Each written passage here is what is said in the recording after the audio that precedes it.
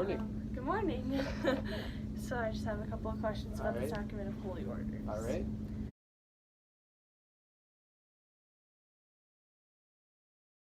So the first ceremony was really powerful. Okay, so it's one thing, like to be a member of a religious or be a Jesuit, to be a teacher, stand in front of people. And for years I used to play guitar, so I led the music at masses. So that's one thing.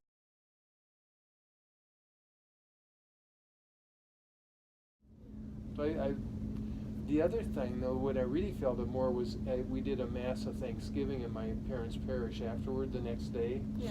And then there was a reception, and it was just blessing people. I had a ton of people coming up for a blessing. It's a big deal to get the priest's first blessing. Mm-hmm. A lot of people really like that. And that was a very prayerful prayer experience for me. It's not the same as just Tom saying, "Hey, I hope you do well." Now this is a priest really praying, and you could feel grace kind of working. It was really cool. That's really cool.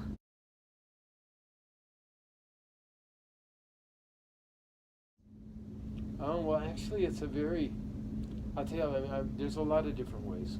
But last week I was down on the girls' Kairos hearing confessions.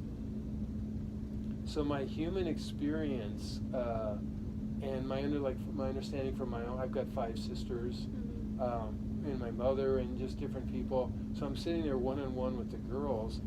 I'm aware of all the things that are happening in their lives. And if you walked around the halls, you'd think, oh, everybody's privileged, life is nice, it's just perfect. But when you go to confession, and then you hear all the stories of what people are going through, stuff I had no idea, and you feel their sorrow. A lot of pain comes out, and people are really hurting about different stuff. It's not so much that they're awful and they're horrible sinners, but they're dealing with sin in their lives. Sometimes it's not them, it's their parents. And you feel their pain and their desire to change. And just being part of trying to say to them, like this occurred to me, I have to try to say to them what Jesus would say if he were here right now. So when you're doing that, but I'm a human being, and you see how happy they are, and I'm about to say I've been happy, and how that touches them, that's a pretty amazing experience. So I say sometimes it's an incredible privilege to have a front row seat to watch grace happening. That's very interesting.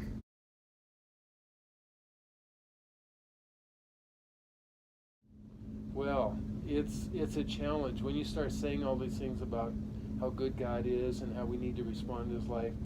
It's hard not to say, well, Tom, what are you doing? So it's a challenge, because first of all, you're trying to say the key thing, like when I'm preaching, is I try to say, what's the reality of this? I don't want to just say blah blah blah blah blah blah blah blah blah blah blah. I'm trying to say what's real there, and how does this gospel passage relate to these people? What does it call them to? So it really makes me think a lot. You have to be much more aware of faith and who Jesus is. And then the other part is, if I'm preaching and talking to people, if I don't really believe it, it's pretty empty. Yeah. So, it challenges me to grow in my own faith and try to, because the main thing is I want to say is, hey, I actually believe this, and I think you'll be happier if you believe it.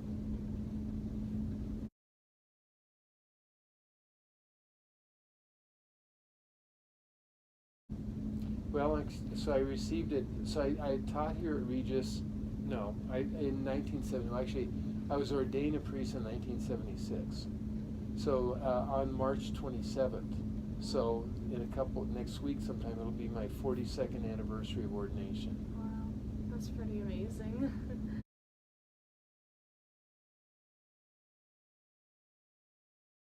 Oh, a lot of different things. It's like I said, I probably felt more, especially at the diaconate ordination. It was the first time I ever heard the song by the St. Louis Jesuits, "Be Not Afraid," and that was really touched me, because you say, what am I getting myself into? Yeah. You know, and there's here the be not afraid, I go before you always. Yeah. So that was really touching, and just, you know, I was really happy I was ordained with a group of Jesuits. So, you know, I was part of a companions, had really good friends. We were all ordained priests together. And I was really lucky. I was ordained by Bishop Juan Arzube, who's no longer alive, but he's from Costa Rica, but he was a wonderful bishop. Some bishops are very formal, and they just go through the book. But he was really warm, and he gave a homily based on the readings we picked. Okay, I even remember what the theme of the homily was service. You know, because that's what we told him we wanted to do. And so looking at being ordained a priest, not as a privilege or getting some position, but just being called to serve. So I can still remember that 42 years later. Wow. So it must have been a pretty good homily. Yeah.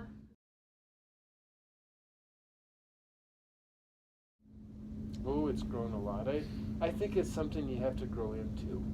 And at first, like I wouldn't say I feel like a fraud, but like, whoa, who are you fooling?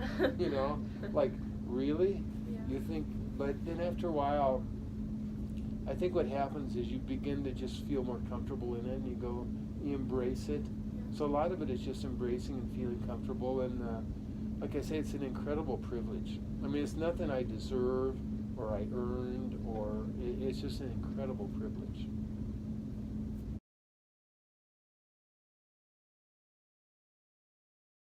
Oh, I can't even imagine. It would be so different. Yeah. I can't imagine what it would be like. You know, like I think there've been Jesuits like who are in prison in Russia or China, and they're not able to celebrate Mass. Yeah. I go, ooh, that would be awful. I can't even imagine it. You know, it's part of the rhythm of your life, and you just get used to it. And even sometimes, since there's 3 priests here, you know, like I don't necessarily. Some days I'm just in the congregation. So when it's my turn to get up and lead the Mass, I go, that's cool, that's fun. Yeah. I like it. That's really cool. Well, thank you for doing this interview. All right. Thank you. Terrific. All right.